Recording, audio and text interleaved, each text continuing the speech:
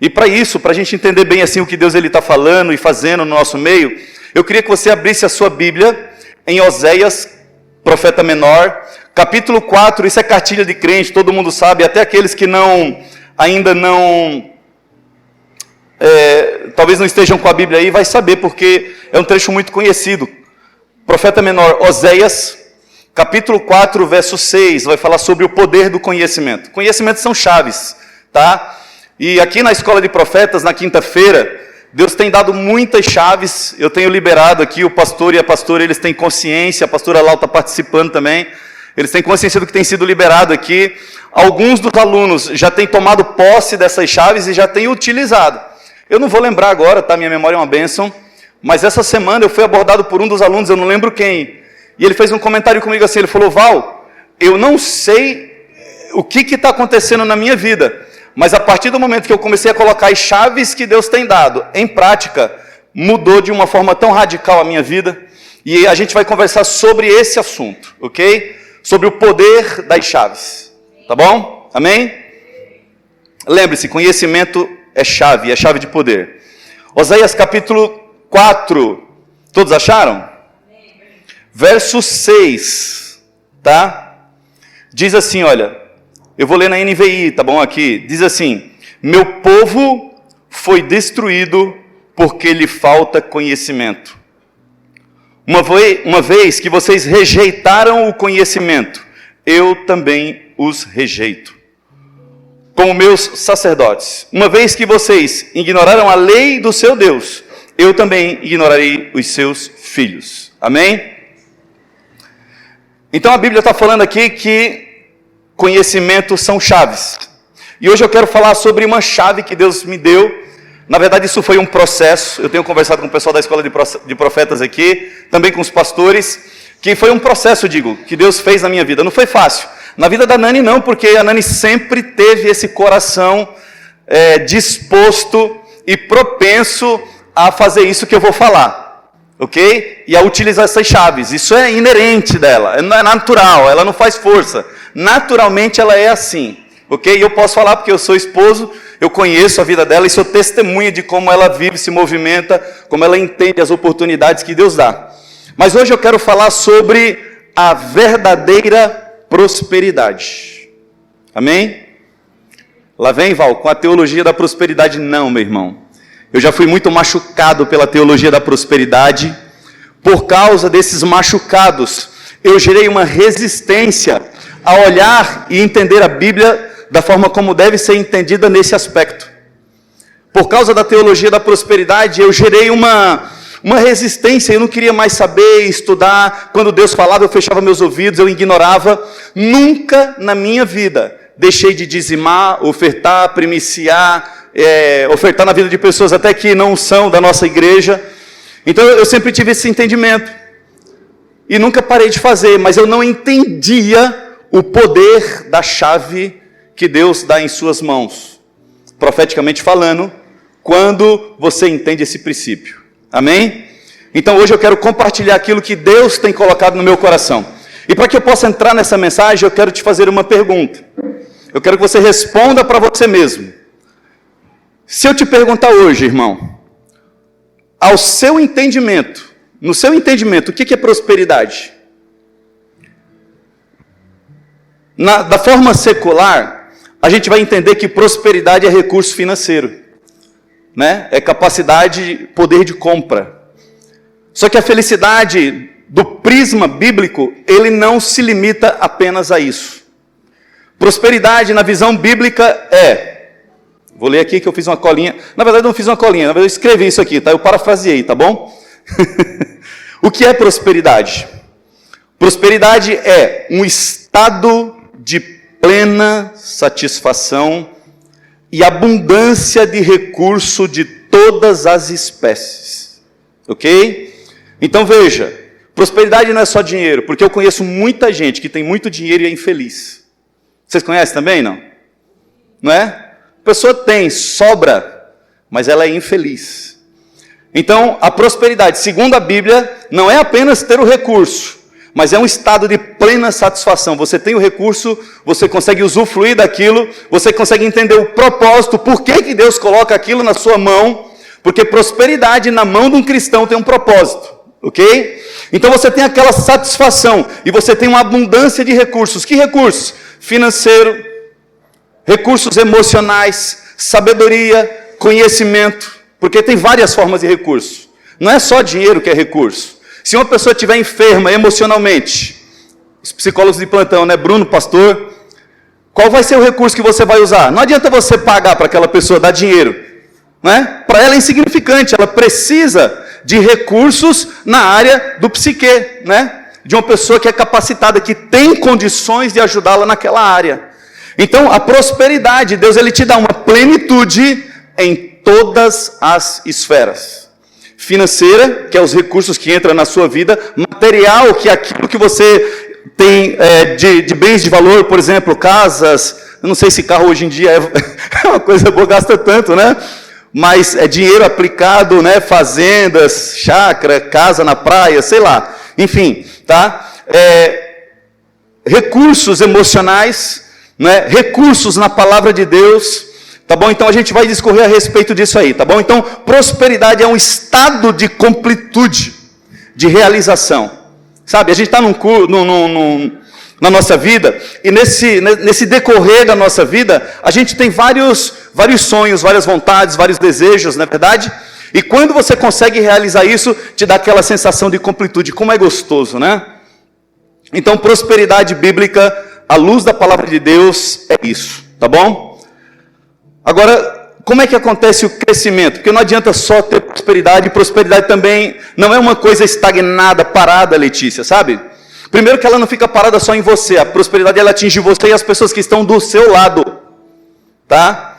É uma unção, é um poder, é uma capacitação, é uma chave que Deus dá, ok? E segundo que ela tem que vir, ela tem que tocar a sua vida, tocar as pessoas que estão do lado, e ela como um rio, ela tem que fluir e sair tocando várias pessoas. Então a prosperidade é muito poderosa, muito mal entendida por causa dos profetas da teologia da prosperidade. Eu quero falar uma coisa aqui, que eu falo sempre para os meninos da escola de profetas, né? Sempre que a gente vê uma pessoa que manipula a fé das pessoas, né? Para conseguir algum benefício pessoal, e muitas vezes abusa na questão financeira, material, a gente sempre atribui àquela pessoa o título de quê? Falso profeta, não é isso? Não, chegar no final do dia, você vai ver lá no julgamento, no juízo final e tarará. E a gente tem uma visão equivocada do que é um falso profeta. Pergunto para vocês, o pessoal da escola de profetas sabe. Mas para quem não é da escola de profetas, quero fazer uma pergunta para você. O que é um falso profeta na sua visão? Quando a gente fala de falso profeta, a gente sempre vai lembrar de Balaão, não é isso?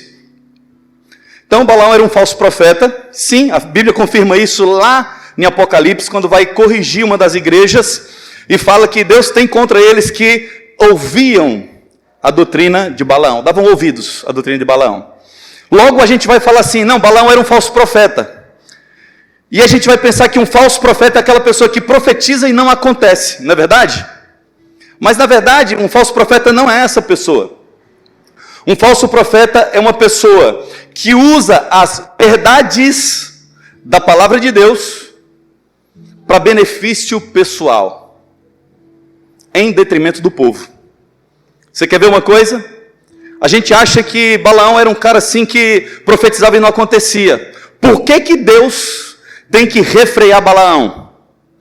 Porque Balaão era um profeta, só que era um falso profeta por causa do comércio que ele fazia da profecia. A Bíblia diz que Balaão via Deus, escutava Deus, entrava nas dimensões celestiais e escutava diretamente de Deus. Olha só, as profecias de Balaão não caíam por terra, meu irmão. Então por que Deus fala que ele era um falso profeta? Porque ele era uma pessoa que comercializava as profecias.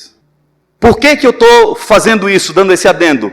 Para você entender que mesmo que pessoas mal intencionadas usem as verdades de Deus para benefício pessoal, isso nunca vai deixar de ser verdade, as verdades da palavra de Deus. Amém? Então eu vou entrar em algumas chaves poderosas, proféticas, violentas. Quando eu falo violenta, sabe por que é violenta? Porque as chaves do reino dos céus, ela quebra toda e qualquer condição de miséria. Não há nada que resista à poderosa palavra de Deus. Então a gente vai discorrer, né, e aprender a respeito disso aí, ok? Pergunta: prosperidade, quando ela chega em você, ela cresce ou não? Ela cresce, mas vai depender do seu conhecimento, ok? Lembre-se de Oséias 4,6, o povo foi destruído porque lhe falta conhecimento. Vamos lá. A prosperidade tem um crescimento contínuo, ou seja, direto, toda hora, e exponencial, se multiplica por si só. Mas tem uma condição: a partir do momento em que você entende e pratica, ok? Então entenda, Deus quer mexer na sua mente. A Letícia fez um momento do dízimo e da oferta aqui. Meu irmão, você sabia que 100% do poder profético da oferta e do dízimo que você traz aqui depende de o quanto você entende do poder daquilo ali? Sabia? A intenção, a Nani pregou nisso domingo retrasado, né? A intenção que está por trás da oferta. Quando você está trazendo uma oferta, Deus não está olhando o tamanho da oferta. Ele não se impressiona com isso. Não mesmo. Ele olha a intenção do seu coração. Você quer ver uma oferta que é poderosa diante do Senhor? Às vezes a gente fica envergonhado, né? Tira uma moeda de 50 centavos e fala: não vou dar não. Mas no seu coração, você fala: Senhor, como eu queria ter 50 reais. Eu estou falando de valores só para a gente ter uma noção. Entende? Aí você fala: eu não ligo a vergonha que eu vou passar, mas mesmo assim eu vou levar a moeda de 50 centavos. Você não tem noção do poder que há nessa oferta. Porque Deus, ele julga a intenção. Lembra de Jesus no templo? Todo mundo dando aquelas ofertas generosas, e ele fala para os discípulos: quem foi que deu a maior? Digo-vos a verdade que aquela viúva que deu aquelas 2 moedinhas, deu a maior oferta de todas. Por quê? Porque ela deu de tudo o que tinha. Então, percebe a intenção por trás da ação, não é? Então, como é que a prosperidade cresce em sua vida? Veja que a gente está falando de conhecimento, que são chaves, tá? Conhecimento da palavra de Deus, tá bom? Como é que chama aqueles profissionais que ensinam a gente a... Está aqui na minha mente, não consigo lembrar, o Sandro que sabe muito. Coach financeiro, né? Coach financeiro é muito bom, né? O Sandro me manda uns de vez em quando lá. Mas o conhecimento do coaching, ele está limitado à esfera natural. E tudo aquilo que é natural foi gerado a partir do espiritual. Qual é a ordem que Deus coloca lá quando ele cria a terra? Ele fala assim: olha, cada semente vai dar segundo a sua espécie. Não tem como você semear uma coisa e colher outra. Não é isso? Então, Mateus 25, 29 diz assim, olha, veja bem, eu estou falando de chave, eu estou falando de conhecimento, eu estou falando da palavra de Deus. Esse versículo aqui que eu estou lendo, está falando justamente sobre plantio, colheita, tá bom? Diz assim: a quem tem, lhe será dado, e terá em grande abundância. E aquele que não tem, até o que tem lhe será tirado. Olha só, Jesus estava falando por parábolas. O que é uma parábola? Uma parábola é uma história comum do dia a dia para mostrar uma verdade espiritual. Então Jesus aqui está falando sobre a parábola do semeador. O semeador saiu a semear, tá aí a semente caiu em tal tipo de solo e tarará, tudo mais. Então ele está ensinando que o mundo espiritual ele funciona através de semeadura e colheita. Ok? Lógico que ele está falando do Evangelho, está falando do Espírito Santo, está falando do nosso coração. Mas o Evangelho, meu irmão, ele engloba tudo isso aqui, ó. Toda a palavra de Deus. A Bíblia fala assim que toda a palavra de Deus é apta e boa para a salvação, né, para o ser humano. Amém? Então é toda, não é só uma parte, tá bom?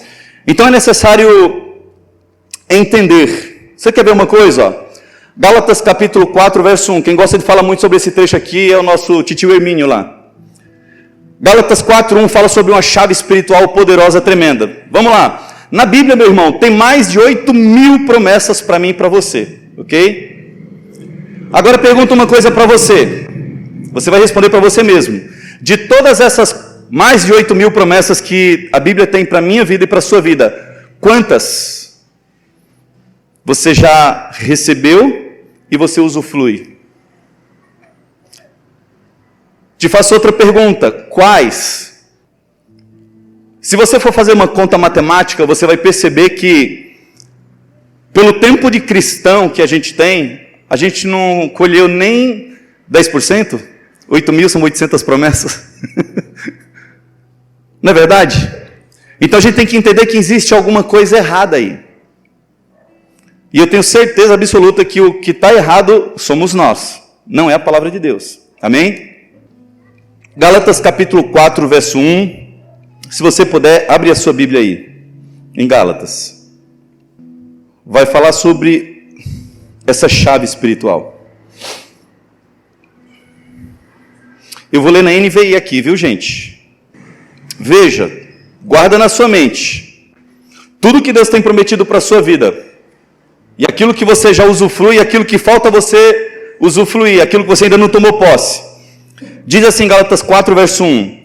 Digo, porém, que enquanto o herdeiro é menor de idade, eu estou lendo na NVI, em nada ele descreve de um escravo, ele difere de um escravo, embora seja dono de tudo. Olha só. A Bíblia está pegando aqui a figura de um herdeiro, alguém que tinha um pai, não é? Que é rico, que tem muitas posses, muitos bens, mas esse herdeiro, enquanto ele não tiver consciência, lembre-se, conhecimento, chave da palavra de Deus, poder, ele não pode usufruir. Ele não faz diferença entre um escravo e um herdeiro, um filho, embora seja dono de tudo. Então, vocês estão entendendo que um conhecimento a respeito da palavra de Deus é muito poderoso? Olha, quando eu me converti, bem no começo da minha fé mesmo, eu lembro que o adulto, acho que a pastora Lau vai saber muito, falar melhor sobre isso, ou o pastor Bruno, estou profetizando. Amém, amém, receba, hein, guerreiro. E o pastor Marcelo, né, e o Bruno, são psicólogos, talvez eles entendam melhor da área que eu vou falar. E quando a gente fala de criança, por exemplo, né, a gente entende que cada criança tem um tamanho do universo lúdico dela, né? E ela gosta muito, a criança, ela viaja no universo lúdico dela. Quem nunca teve o amiguinho imaginário, né? Eu sentava naquelas máquinas de costura da minha mãe, não sei se vocês já viram, bem antiga mesmo, eu tenho 50 anos, né, gente? E eu sentava e segurava naquela rodando, e para mim era meu carro, e eu apostava corrida, ganhava corridas ali, para mim eu era o campeão, né? Então, assim, nós temos um universo lúdico, e quando a gente cresce, a gente pensa que esse universo lúdico ele foi tirado, mas eu acho que em algum nível de alcance esse universo lúdico ainda tem na nossa vida, né, pastor e Bruno? Eu estou falando porque quando eu me converti, gente, eu lembro que eu escutei uma mensagem uma vez a respeito desse momento aqui, ó, que a gente está vivendo agora. Esse momento é o momento mais importante do culto, porque como é que funciona todo o cronograma de um culto? Primeiro, a gente faz a abertura, né? Ora aqui, profetiza, entra em guerra, o pessoal da intercessão está intercedendo ali, guerreando, batalhando, orando para que os céus se abram. Aí vem o pessoal do louvor, começa a tanger, né? A derramar incenso, e aí vai. E eu não sei se vocês conseguem perceber que o céu vai se abrindo gradativamente. Pelo menos é a impressão que eu tive hoje, né? No começo está tudo ali, parece que não flui, aquela coisa meio aí vai abrindo, daqui a pouco está aquela presença gostosa, não dá vontade de parar, né? Eu sou meio exagerado, né? A vontade que eu tenho, sinceramente, gente, eu me seguro muito, a minha vontade é correr aqui, se jogar no chão, pular, tá? E então, assim, essa é a minha expressão de amor a Deus, porque você começa a sentir a presença dele. E aí depois nós fazemos as formalidades, né, dos avisos, tudo mais, encaminhamos as crianças, e depois começa o período agora da palavra. E eu aprendi que o momento da palavra é o momento mais importante do culto, porque foi preparado o seu coração através dos louvores, da oração, da intercessão, para que você possa receber a poderosa semente do céu. E perceba como no momento do culto, no momento da palavra, você é tentado a ser roubado. Você sabe que existe 2 tipos de palavra, né? Da forma como Deus ele fala com você. É a palavra logos, que é a palavra dizente, que explica a respeito de Deus, e a palavra rema, que é aquela que sai da boca de Deus, passa pela boca do pregador e vem direto no seu coração. Aí ela queima, aí você fala, rapaz, estou profetizando aqui, gente, porque a gente tem essa promessa, né, pastor? Tinha 10 mil pessoas no culto, mas eu tenho certeza que Deus estava me enxergando, rapaz, meu coração queimou, o pastor falou com riquezas e detalhes. Por quê? Porque aquilo é a palavra rema, é a palavra que vem do céu endereçada ao seu coração. E essa palavra ela tem um poder violento de mudar a sua vida naquela situação que você está passando. Então, o mundo espiritual, embora visível, ele é muito dinâmico. Ele acontece em conjunto com o mundo natural que está acontecendo aqui agora.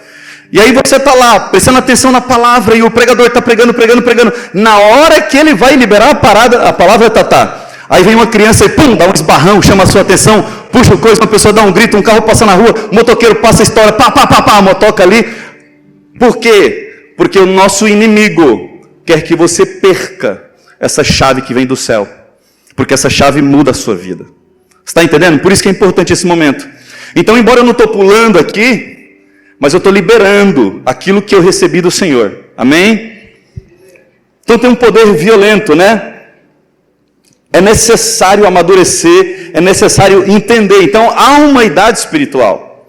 O apóstolo Paulo, ele corrige a igreja falando assim, olha, eu queria dar comida forte para vocês, mas vocês ainda têm que tomar leite como crianças. Então, existe uma idade espiritual. Isso não está ligado a quanto tempo você tem de igreja, está ligado a quanto tempo você fica com Cristo. Eu não vou falar nomes aqui, Diogo, Murilo, Rodrigo, Juan, deixa eu ver quem mais, Sandro, Lani. São pessoas que começaram, a Dani, a ler, a conviver, e a dinâmica da escola é você investir tempo com Deus. E é interessante quando você pega pessoas novas convertidas, eu vou pegar aqui o Diogo, pegar a Mica, né? Pegar ali o Murilo que não está aqui, aquele do cabelão que é o skatista, e você vê tanta sede, tanta fome de Deus, tão novinho, mas já conhece tanto. A gente estava no monte, pastores, né? 3, 4 semanas atrás, eu, o Diogo, Murilo, né? E o Rodrigo, e a gente estava orando, aí Deus me deu uma palavra, e é interessante que na hora que eu liberei, a mente deles se abriu assim, e eles começaram a comer aquela palavra e trocar comigo, e eu falei, meu Deus, como é gostoso ver essa maturidade. Lógico que eles ainda têm uma caminhada, né, para frente, mas sabe, cada pessoa amadurece conforme ela passa tempo com Deus. Ela vai absorvendo as características de Jesus, né? Então, intimidade com Deus, tá? Tempo com a palavra, aí te traz essa intimidade. Aí você é filho, herdeiro, e aí quando você amadurece, lembre-se, Gálatas 4:1, enquanto o herdeiro for menino, ou seja, né, não tem capacidade de decisão, ele não faz diferença nenhuma do escravo, ele não pode usufruir daquilo que o pai tem, embora ele seja dono de tudo. Olha só. Por isso que é necessário a gente aprender, gente. Amém? Então hoje Deus ele vai liberar chaves violentas, poderosas para você. As chaves vêm através do entendimento. A prosperidade tem chaves específicas de acesso, ok? Olha lá, Provérbios 4:23. Você consegue abrir aí rapidinho? Hoje a gente vai dar uma caminhadinha na Bíblia aqui, tá, gente? Provérbios 4:23. Também é uma citação muito conhecida, que tem uma verdade muito poderosa. Vou ler na NVI aqui porque é muito claro. Diz assim, olha, acima de tudo, guarde o seu coração, pois dele depende toda a vida. As chaves que Deus tem para mim e para você, elas vêm direto no seu coração. Quer que eu prove isso? Por que a Bíblia fala que de todas as coisas que a gente deve guardar, guarde o seu coração? Mateus capítulo 13, esse aqui eu já deixei separado, verso 4, 15 e 19, vai falar justamente sobre aquela parábola que a gente iniciou falando. Ele vai falar sobre a dinâmica do reino espiritual. E ele vai falar sobre as chaves do reino dos céus. Onde é que está toda a riqueza, gente, desse mundo? Vocês sabem, não? De onde ela é proveniente? Será que é daqui da terra mesmo? Ela está toda aí, ela foi liberada para mim e para você, mas como é que você toma posse disso? Qual a origem dessa riqueza? Olha só, Mateus capítulo 13, verso 4, depois verso 15 e depois verso 19, Jesus está falando sobre a parábola do semeador, tá bom? Ele está ensinando através de uma parábola. E quando semeava, ele está falando do semeador, uma parte da semente, são as chaves, tá? Caiu à beira do caminho e vieram as aves e comeram. Vocês lembram do que eu falei? O mais importante do culto é esse momento. Vou ensinar uma coisa para vocês. Quando sair da sua casa, independente de quem vai pregar aqui, ore a Deus. Fala assim: Senhor, o Senhor tem chaves para liberar para a minha vida e eu não quero ser roubado. Então abra o meu entendimento, abra os meus ouvidos espirituais. Faça do meu coração uma terra fértil. Porque o problema não está no pregador, né? O Diogo gritou ali profeta, mas é porque ele é meu amigo. Ele está tentando botar minha moral lá para cima. Né? Mas, gente, qualquer pessoa que tiver um mínimo de temor a Deus e subir aqui e liberar uma palavra que esteja alinhado com a vontade de Deus, ela vai abrir chaves poderosas no seu coração. A gente é só o canudinho. Então Deus, ele tem coisas poderosas, sabe? Sabe quando você olha para uma pessoa e você fala: caramba, parece que naquela pessoa tudo acontece.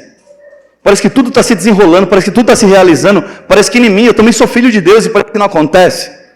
Então são as chaves. Amém? Aí no verso 4 ele fala isso. Olha o que ele fala no verso 15. Olha, por que aquela semente, aquela chave que Deus estava falando, por que não cai no coração, naquele coração? Jesus vai explicar aqui, ó. Porque o coração deste povo se endureceu, e com os ouvidos ouviram tardamente. Ele está falando dos judeus, tá, gente? E fecharam os olhos, para que não veja com os olhos, nem ouçam com os ouvidos, nem entendam com o coração, e nem se convertam, e eu os cure. E aí eu nem estava incluída essa passagem, mas eu quero profetizar na sua vida, tá? Mas bem-aventurados os vossos olhos. Eu estou falando de vocês. Amém? Tomem posse. Porque veem, e os vossos ouvidos porque ouvem. Amém? Aí lá no 17 ele vai explicar por que a chave não deu certo. No 19, perdão. A todo o que ouve a palavra do reino e não entende, vem o maligno e arrebata, ou seja, rouba o que lhe foi semeado no coração. E este é o que foi semeado à beira do caminho. Então está vendo como é o coração humano? É uma terra tão perigosa, né? A gente tem que preparar o nosso coração para receber aquilo que é nosso. Amém? Então você vê aí 4 elementos. Você vê o semeador, você vê a semente, você vê o solo que a semente vai cair, e você vê o inimigo. A Bíblia já começa falando que é uma boa semente. Então é o Evangelho, a poderosa e boa semente. Independente do solo que ela cai, ela é a boa semente. O que vai fazer ou não a semente vingar é o solo. E o solo aqui a Bíblia deixa muito claro que é o coração do homem. Porque ele explica essa parábola para os discípulos depois, quando estão só ele e os discípulos separados. Então olha só, como é poderoso isso. Ele está falando assim, olha, aquele que escuta a palavra, que a semente cai à beira do caminho, que ele não deixa ter profundidade, que a terra não está trabalhada, não está arada, vem o inimigo e rouba a semente. Aí ela não frutifica. Não é sério o negócio? Pergunto para vocês, é uma batalha espiritual ou não é? Um momento como esse. Ó, gente, eu gosto de culto pentecostal, os meninos sabem. Só que a gente está deixando aqui os momentos do nosso buscar aqui, né, da gente liberar mesmo assim, mais para a escola de profetas.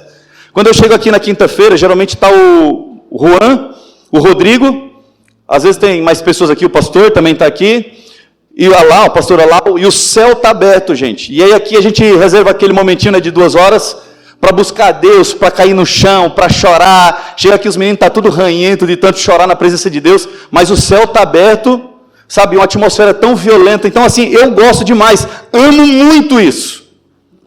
Mas você quer ver uma coisa poderosa? É quando você recebe um conhecimento e coloca em prática. Sabia? Porque isso muda a sua vida, foi o que aconteceu comigo, né? Amém? Quando se trata de questões financeiras, aí agora eu vou para a questão financeira mesmo, tá? A oferta, o dízimo, as primícias, os votos são um balizador de nosso coração. O que é isso, Val? Lembra que eu falei aqui que o nosso coração é provado na hora que a gente vai ofertar? Não só na igreja, mas alguém precisa de uma coisa, e você vai ser o socorro daquela pessoa. Deus, ele sonda o seu coração. E quando ele sonda o seu coração, ele sonda para que a semente que você está semeando seja frutífera. Quer ver, ó? Lucas 6,38. Lucas 6,38, quando você vai escutar ministrações de oferta e dízimo, a gente sempre escuta esse trecho que é uma chave. Olha só, o que foi que eu falei? Dízimos, ofertas, primícias, votos, esmola, ajuda a alguém, socorro, generosidade, tudo isso são chaves poderosas. Poderosas, tá? E quando você está fazendo essa atitude, você tem que ter muita consciência disso, para que você possa usufruir daquilo que Deus tem para a sua vida. Olha lá, Lucas 6,38 diz assim, ó: dai e ser-vos-á dado, uma boa medida, recalcada, sacudida e transbordante, vos deitarão no seu regaço. Porque com a mesma medida com que medis, vos medirão a vós. Quando a gente fala de prosperidade financeira, tá? Porque prosperidade não está ligado só a dinheiro, como eu falei antes. A gente sempre tem uma visão, eu não sei se vocês já pensaram desse jeito, quando você está passando por uma situação bem difícil mesmo, e a gente vive num ambiente profético, e eu já vi muito isso acontecer, viu, gente? Já vi muito isso que eu vou falar acontecer. Muito, muito, muito mesmo, tá? Mas imagina que você está devendo uma conta, um dinheiro violento ali, e você está trabalhando, está organizando suas finanças, está devolvendo dízimo e oferta, mas você não vê a coisa acontecer, né? Você não vê a coisa prosperar. Aí a gente fica imaginando assim, fala, cara, bem que Deus podia tomar um vaso em profecia, já imaginou?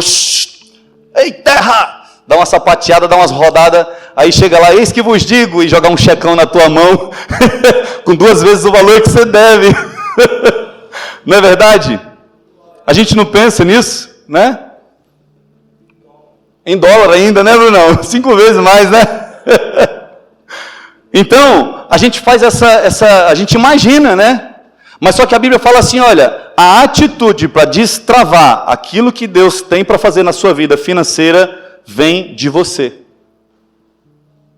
E eu não estou falando aqui para você trazer ofertas, eu já vi, gente, tá? Como eu falei, eu já vi uma vez um irmãozinho fez uma oração pedindo um carro para Deus. Eu lembro, era uma Santana Quanto Azul, na época era um carrão, tá? E aí o irmãozinho estava no culto lá, pobre de Marreberci, meu filho. E aí Deus tomou um irmão, o irmão tinha comprado uma Santana Quanto Azul, sabe, daquele jeito. Na época, quem é da minha época, né? Eu tenho 50, vou fazer já agora nesse mês.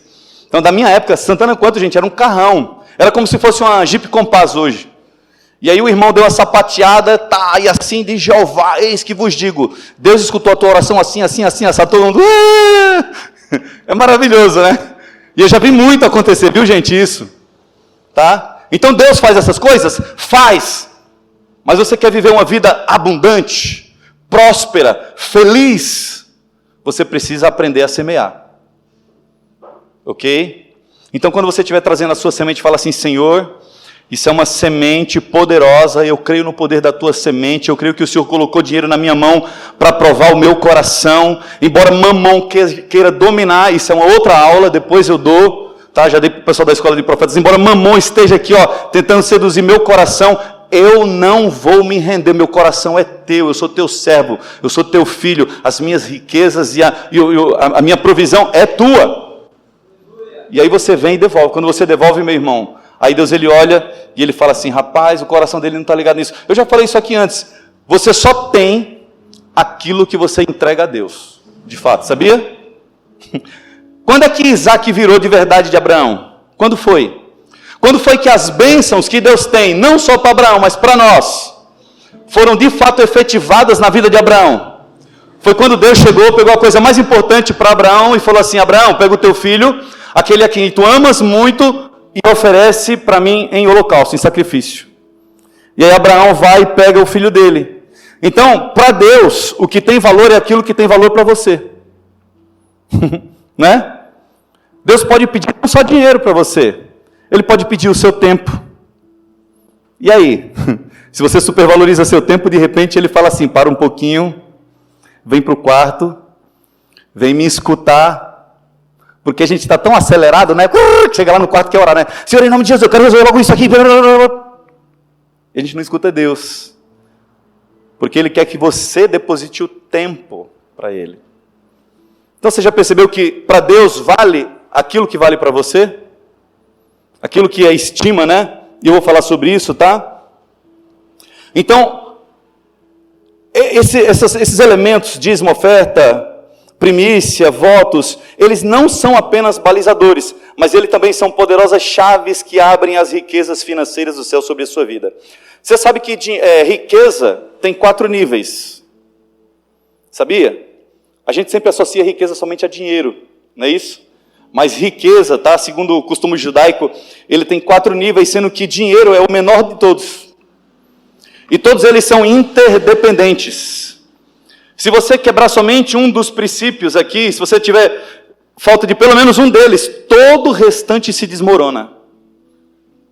Tá? Então, por exemplo, qual é o primeiro nível da riqueza? É dinheiro, é o nível mais baixo. Como falei antes, tem pessoas que têm dinheiro, mas não têm felicidade, não têm alegria, não têm satisfação, não têm completude. Segundo nível, valor. Tem coisas que têm preço, mas tem coisas que não têm valor, não é isso?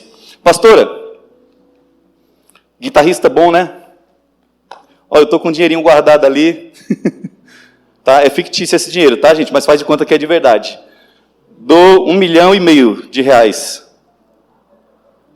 E aí, pastores? Por quê? R$1,5 milhão, rapaz, é dinheiro, hein? Já dá para comprar o terreno da igreja, construir um templo. Por quê? Porque tem coisas que têm preço, né? E tem coisas que têm valor.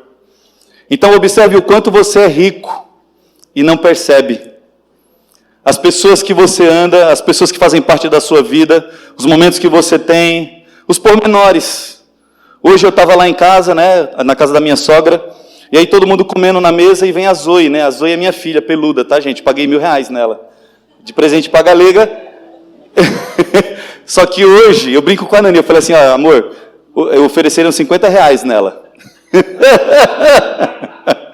Gente, ela ganhou uma estima tão grande no nosso coração, que ela olha para mim com aqueles olhos, ela derrete meu coração. Não tem como, às vezes eu estou morto, de cansado, morto. Só que aí ela vai, ela senta aquela bundinha no chão assim, aí olha para mim, e aí ela vai e faz assim com a cabecinha.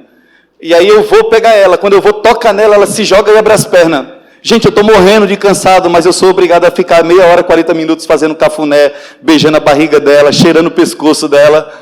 Então, para mim, eu nunca pensei em ter um cachorro, é a coisa mais valiosa, né, em termos de aquisição, de posses, que eu e a Nani temos hoje, é a Zoe. Amo de paixão. Então, como é importante, quando ela estava doente, gente, eu não tenho vergonha de falar, não, eu virei à noite, à madrugada, orando. Pensa no cabo que se converteu. Virei, gente.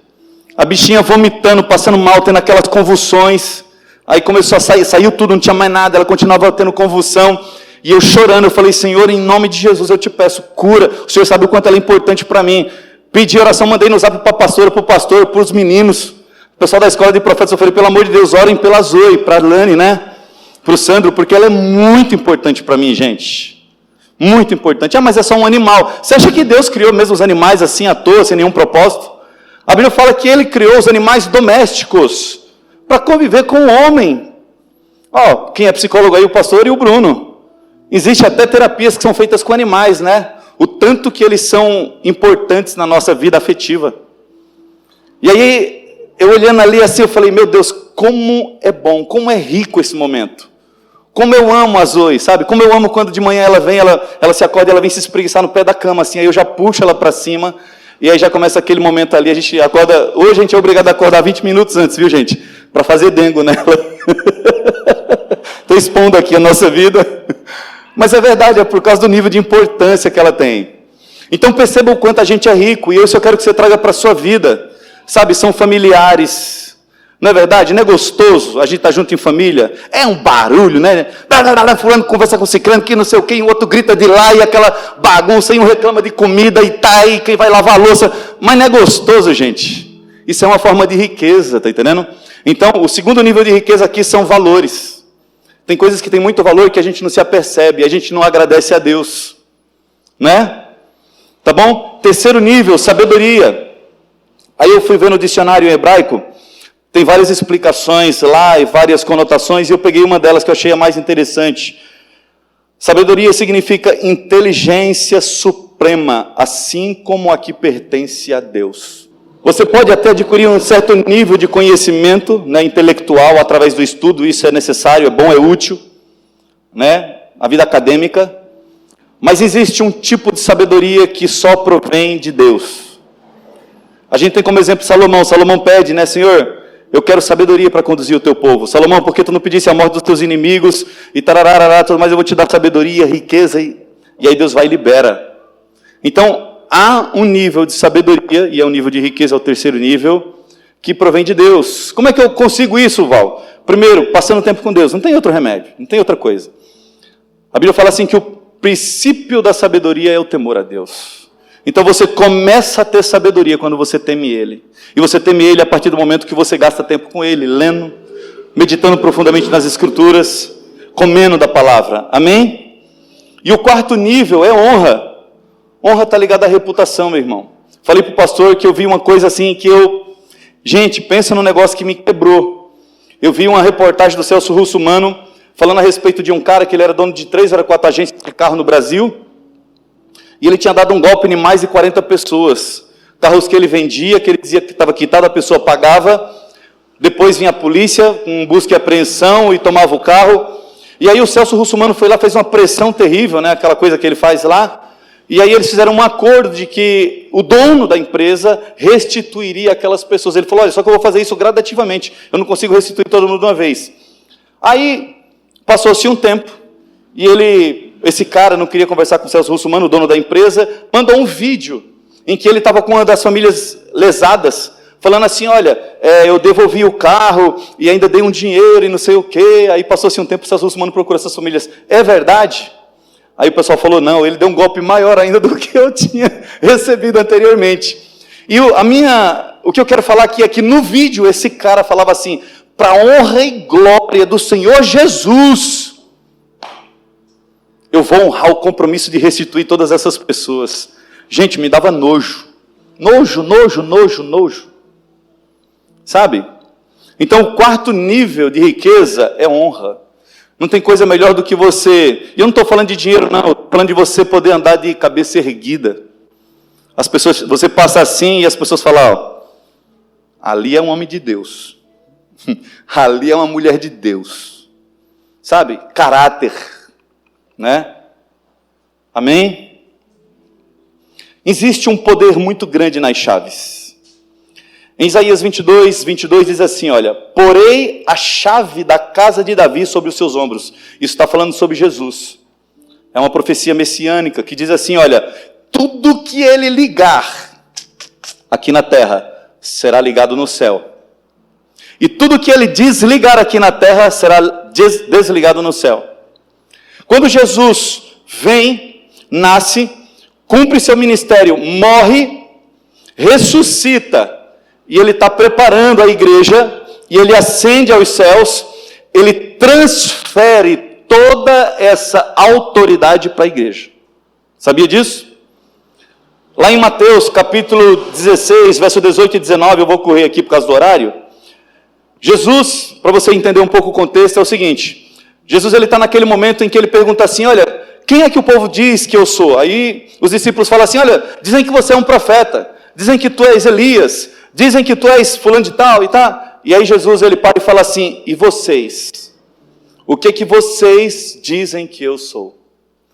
E aí Pedro, cheio do poder, da unção do Espírito Santo, fala assim, tu és o Messias, o Filho de Deus ungido, o Salvador de toda a terra.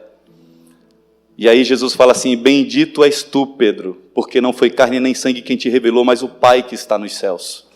E aí logo depois, Jesus faz essa citação aqui, olha, tu és Pedro, e sobre essa pedra, Jesus, ou seja, a revelação, eu edificarei a minha igreja, e as portas do inferno não prevalecerão contra ela. Está no verso 18. Aí no 19 ele diz assim, ó, e eu te darei as chaves dos céus. O que tu ligar na terra será ligado no céu. O que tu desligar na terra será desligado nos céus. Olha o poder que Deus te deu, irmão. Vocês têm noção? Eu estou pregando bem devagarzinho, calmo, mas vocês estão entendendo o poder que tem nessa palavra? As chaves do céu. Diga assim, olha, eu tenho as chaves do céu. Diga. Amém. Você crê? É poderosa demais essas chaves. Agora a questão é o seguinte, o que é que tem nos céus, meu irmão? A gente está falando de prosperidade financeira. O que é que tem nos céus? Queria que você abrisse aí Malaquias capítulo 3, verso 10. Esse também é outro trecho conhecido, poderoso, mas que é uma chave violenta. Você crê? Diz assim, olha, Malaquias 3:10, cartilha de crente. Mas vamos ler com entendimento. Portanto, trazei todos os dízimos ao depósito do templo, a fim de que haja alimento em minha casa. E provai-me nisso, ou seja, me coloque à prova, assegura o Senhor dos Exércitos, e provai com os vossos próprios olhos. O que significa? Não vai ser a sua geração, é você que vai ver. Ok? E verão com os próprios olhos. Deixa eu ver onde é que eu estava aqui. Achei. Se não abrirei as comportas do céu. Então veja, ele vai abrir as comportas dos céus. O que vai ser derramado sobre a sua vida? Vamos ver agora? E se não derramarei sobre vós tantas bênçãos que nem conseguirei guardá-las todas. É violento ou não é? É poderoso demais, meu irmão. Então veja, a prosperidade financeira está em você entender. Não adianta praticar sem entender. Amém? Eu sei que é um assunto que a gente toca que é muito delicado, mas isso é a palavra de Deus. Deus ele fala assim, olha, minha é a prata, meu é o ouro, diz o Senhor. Se Ele é o dono, se essas riquezas estão retidas no céu, se Ele condiciona a abertura dessas riquezas, é um portal. Veja bem, é um portal. Por que eu não vou fazer uso dessas chaves? Eu e a Nani, foi ano passado, amor? Foi ano retrasado, né? Que a gente estava lá em Belo Horizonte, que Deus deu aquela chave lá. Deus estava quebrando alguns paradigmas na minha mente. Paradigmas são fortalezas mentais, né? A Bíblia chama de sofisma também.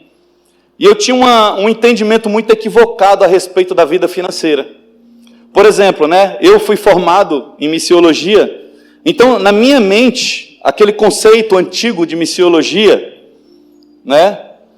Eu pensava e eu imaginava que todo missionário tinha que passar fome. Todo missionário tinha que ser 100% desprendido de finança, de riqueza. E com isso, eu fui um peso na vida da minha esposa. Porque ela sonhava e eu quebrava as pernas dela. E meu irmão, vou falar uma coisa para você. Eu sou um cara que tem um pouco de entendimento, mas eu tinha argumento. Isso trazia uma carga terrível na vida dela. Porque ela sonhava em ter uma casinha, e eu, não, isso é coisa de crente carnal. Olha só, tadinha, né? Imagina, Vitão. Ah, amor, já imaginou a gente comprar um terreno? Quem sabe da gente fazer... Gente, eu tinha muito argumento, tá? Muito argumento.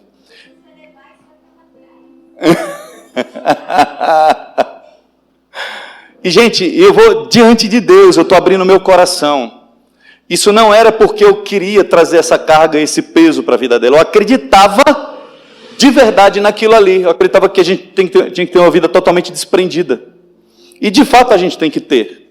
Mas não significa que você não deve possuir as coisas. E aí Deus foi quebrando aquele entendimento, quebrando.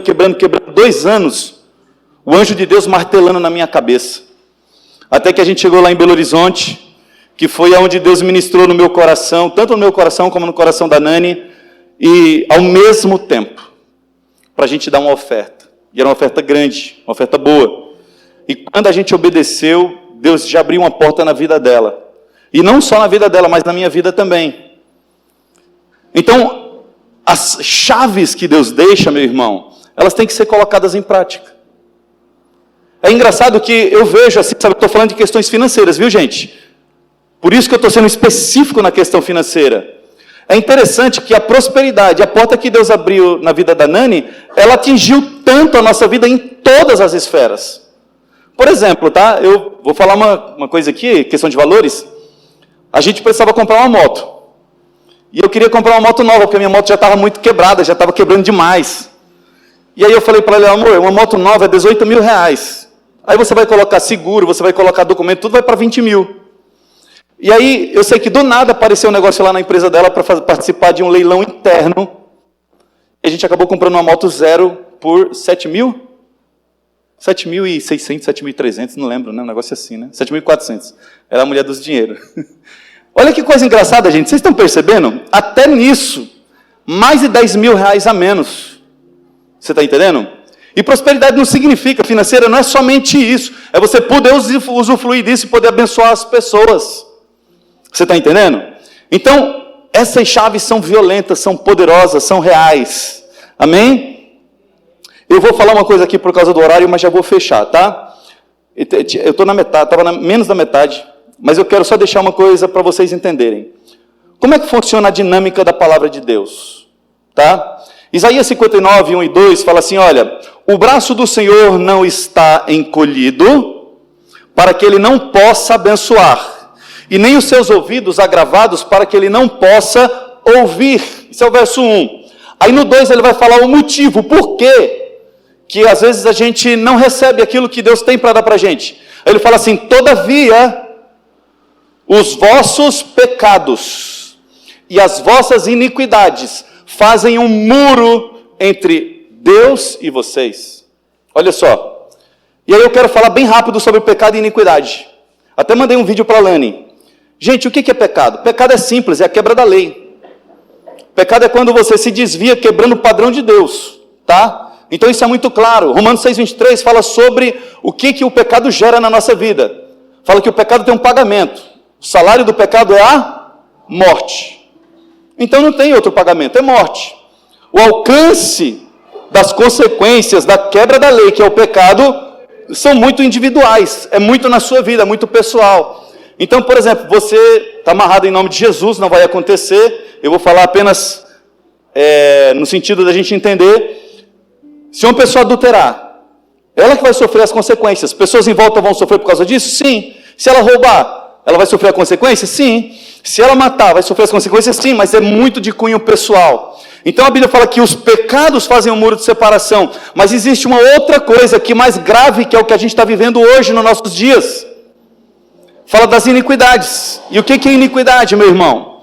Iniquidade é um pecado consciente, praticado uma vez após a outra, gerando uma consciência coletiva distorcida, diferente da vontade de Deus.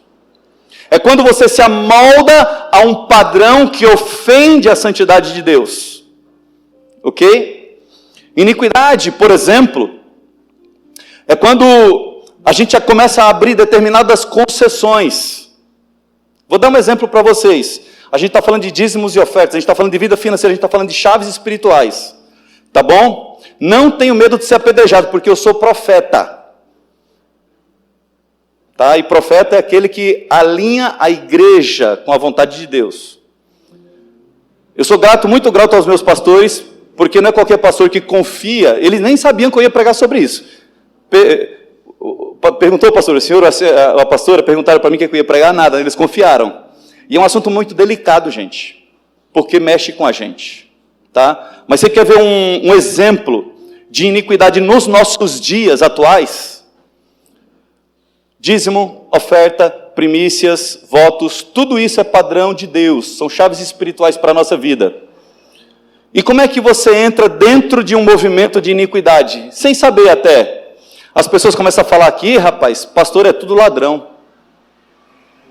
Você vai dar dízimo e a oferta, o cara vai usufruir disso aí, vai fazer uso para a vida dele. E aí você fala assim, nossa, é mesmo, né? Então eu vou fazer o seguinte, então, rapaz, Deus está vendo, né? Eu não quero devolver dízimo, não quero ofertar, Porque se eu fizer isso, é tanta gente fazendo tanta coisa, mas não deixa de ser verdade a palavra de Deus. E aí você não só faz isso, mas ensina as pessoas. Rapaz, o que eu já trabalhei, o que eu já conheci pessoalmente, o que eu já fui lesado por pessoas que usaram a fé para manipular a minha vida. E nunca, estou falando isso diante de Deus, hein? Deus e vocês são testemunhas. Nunca deixei de devolver dízimo nem ofertar. Por quê? Porque isso é um testemunho meu e de Deus.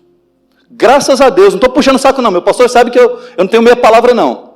Eu procuro falar com cuidado para não machucar, mas eu não tenho meia palavra. Então, graças a Deus pela vida dos meus pastores, são muito honestos, coração totalmente voltado para a obra.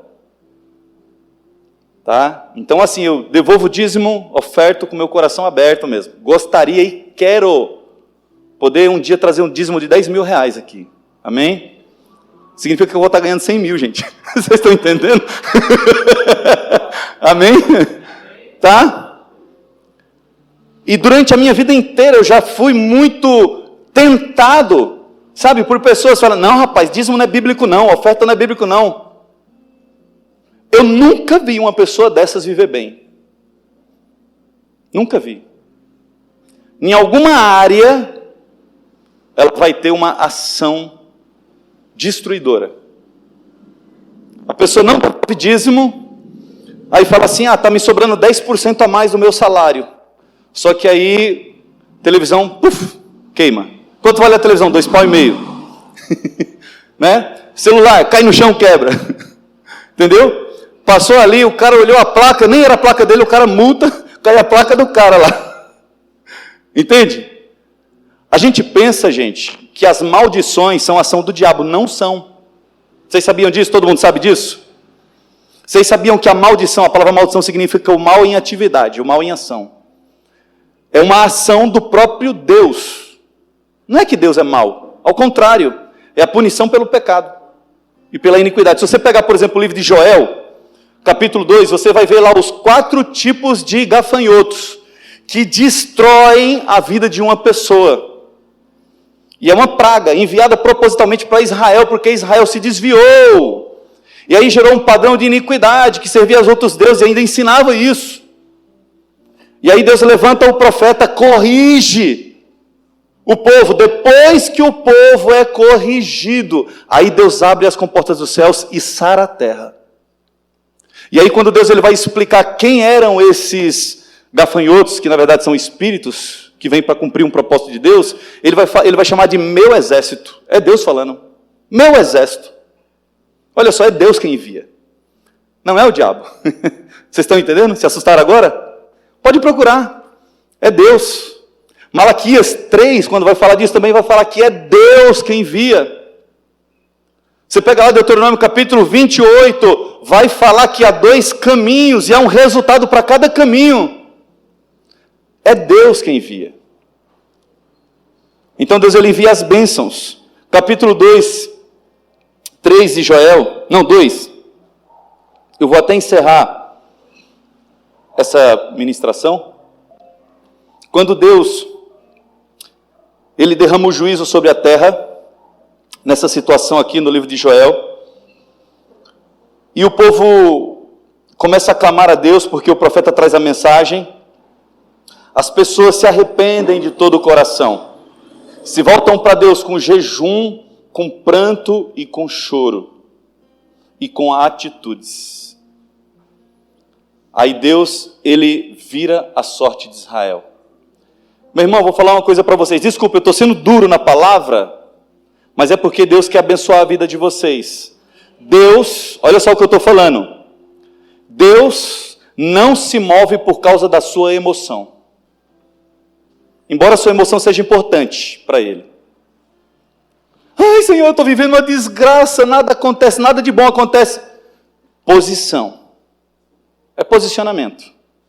Que demonstra a sua fé. Entendeu? Então, quando você honra a Deus, dízimo, oferta, primícia, vê alguém na rua, ajuda. O Luiz Hermínio, do Mevan, ele anda com um bolo de nota de R$2 desse tamanho, meu irmão.